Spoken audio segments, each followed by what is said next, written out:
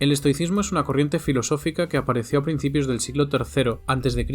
de manos del filósofo Zenón de Citio. Aunque la filosofía estoica ha sido muy estudiada y es bastante conocida, e incluso popular hoy en día,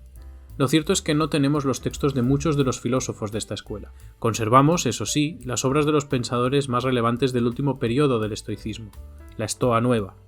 como son Séneca, Marco Aurelio y Epicteto. Sin embargo, los textos de los filósofos pertenecientes a los otros dos periodos, a la Estoa Antigua y a la Estoa Media, en muchos casos o bien no los conservamos enteros porque solo tenemos fragmentos o noticias en otros autores, o no los conservamos en absoluto. Por ejemplo, del fundador, de Zenón de Citio, lo que conservamos es un listado de las obras que supuestamente escribió,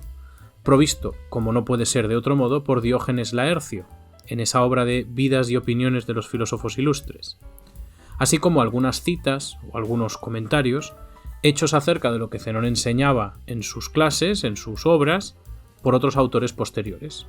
A pesar del poco soporte textual que tenemos de los pensadores fundadores del estoicismo y de una parte muy notable de su desarrollo intelectual posterior, lo que sí tenemos es una más o menos exhaustiva descripción de la filosofía estoica en general en este texto de Diógenes Laercio, además de, como he dicho y como sabemos, pues noticias en otros autores y las obras propiamente de Séneca, Marco Aurelio y Epicteto. Por lo que respecta a las obras de estos tres autores de la Estoa Nueva, lo cierto es que es difícil presentar en ellas una estructura clara. Por ejemplo, tanto Marco Aurelio como Epicteto escribieron sus obras en forma de meditaciones, es decir, en forma de párrafos con instrucciones de vida, como si se tratara de un manual, que se encuentran más o menos inconexos entre sí. Séneca, por su parte, decidió hacerle la vida algo más llevadera a los investigadores posteriores y escribió sus obras en un estilo algo más cohesionado, como por ejemplo son las cartas o las consolaciones, las meditaciones sobre la vida feliz, la providencia o la firmeza del sabio,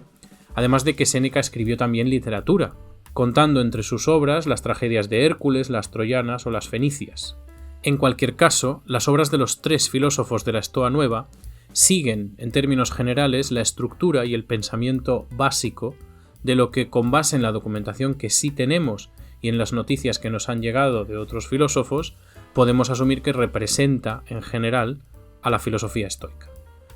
Uno de los puntos fuertes de la filosofía estoica es, sin lugar a dudas, la filosofía moral, la ética. Para los estoicos la ética se dividía en el estudio de los impulsos y las pasiones, del bien, de la virtud, de las acciones y los deberes y de las exhortaciones y las disuasiones. Pero si por algo reconocemos a la ética estoica, es por su particular relación con el concepto de pasión y, en consecuencia, por cómo se define la virtud del sabio con base en esa relación. Para empezar, la ética estoica defiende que el primer impulso de todo ser viviente no es en ningún caso la búsqueda de la satisfacción del placer,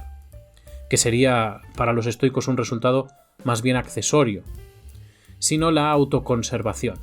Es importante que entendamos esto de que la autoconservación es el primer impulso de todo ser viviente y no del ser humano en particular, o aún más,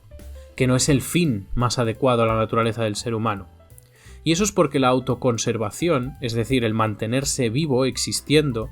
es simplemente la condición necesaria para que cada ser viviente pueda desarrollar lo mejor de su propia naturaleza. El estoicismo nos enseña que la autoconservación sí es lo mejor y es conforme a la naturaleza de los animales y las plantas, pero no es conforme a la naturaleza del ser humano.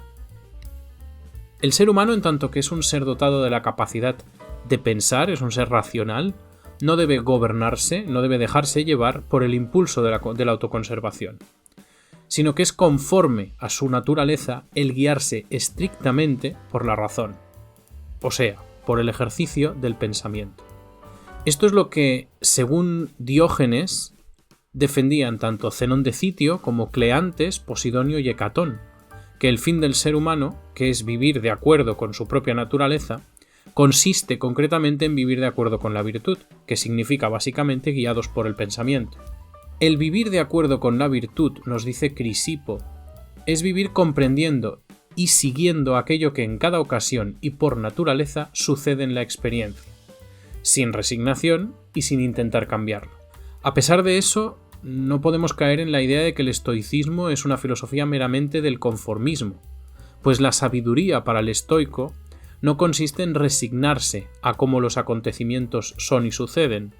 sino en entender la naturaleza de esos acontecimientos y terminar comprendiendo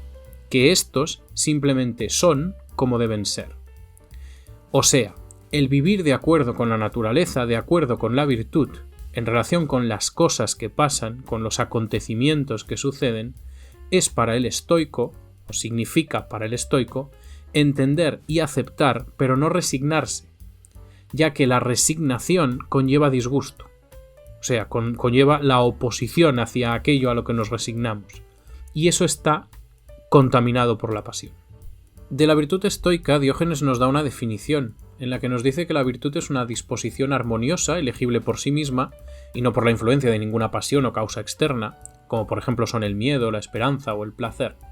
y que en ella misma, en la virtud misma, se encuentra la felicidad. Para el estoicismo, por tanto, el sabio estoico es aquel que elige guiarse absolutamente por la razón, y no oponiéndose activamente a lo que siente, o sea, a sus pasiones, sino sin considerarlas, es decir, sin sentirlas en absoluto, esas pasiones. Uno es sabio en el sentido estoico, por tanto, cuando ha conseguido llegar a un estadio en el que sus juicios, sus decisiones, no están en absoluto contaminadas por sus pasiones, y obra al 100% movido por lo que sabe y no por lo que siente. Este estadio de sabiduría estoica, este estadio final del sabio estoico, es lo que el estoicismo entiende como la apaceia. Ahora bien, si nos adentramos en el concepto de virtud dentro del estoicismo, veremos que no todas las virtudes son para los estoicos del mismo tipo. Si recordamos lo que vimos con Aristóteles acerca de la virtud moral, las virtudes son hábitos racionales selectivos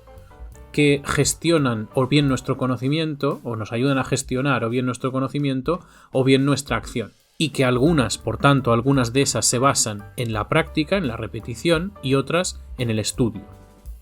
Pues bien, para el estoicismo, para los estoicos, esta cuestión no es que sea igual, pero sí es similar.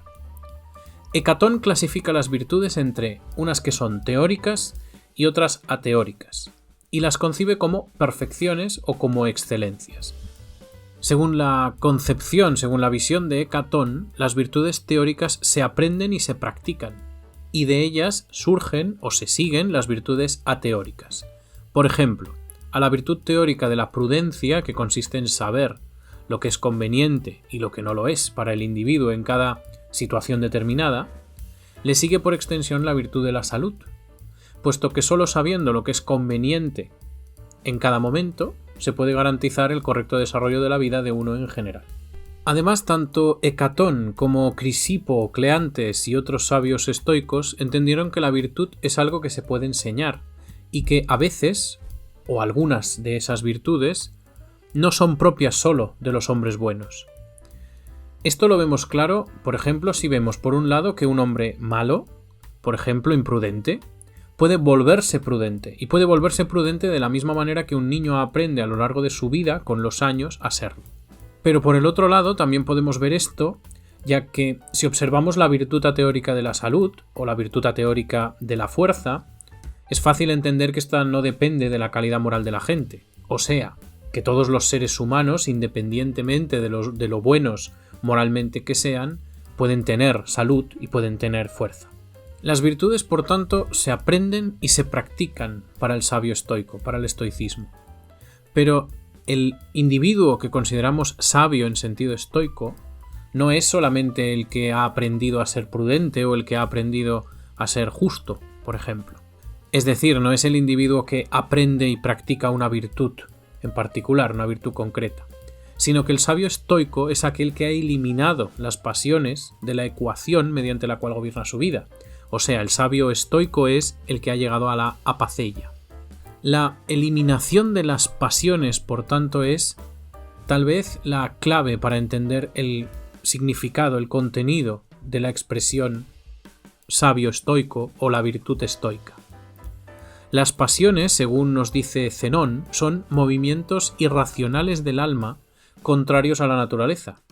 y que suelen manifestarse como impulsos desmedidos.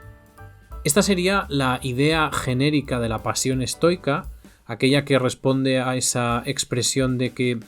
las pasiones son enfermedades del alma, porque como sabéis las pasiones nos mueven a actuar de una manera, irracional y reflexiva en función de algo que sentimos. Sin embargo, dentro del estoicismo hay una concepción de la pasión, la que Diógenes le atribuye a Crisipo, que resulta mucho más interesante para comprender el peso de las pasiones y el por qué los estoicos se empeñan tanto en eliminarlas. Crisipo entendió que las pasiones son, en esencia, o implican en esencia, juicios, y que lo que hacemos lo hacemos movidos por esos juicios que son las pasiones. Es decir, lo hacemos en el fondo porque asumimos una implicación lingüística, una implicación, un mensaje en el lenguaje que se encuentra entre líneas y que nos dice que tal o cual acción que estamos pensando en realizar es buena para nosotros. Veamos para terminar un ejemplo de esto que nos dice Crisipo. Crisipo nos dice que el amor al dinero implica la suposición de que el dinero es algo bueno. Pero desde luego, todos podemos concluir que el mero amor al dinero no es o no dice nada realmente acerca de lo bueno o malo de la naturaleza del dinero.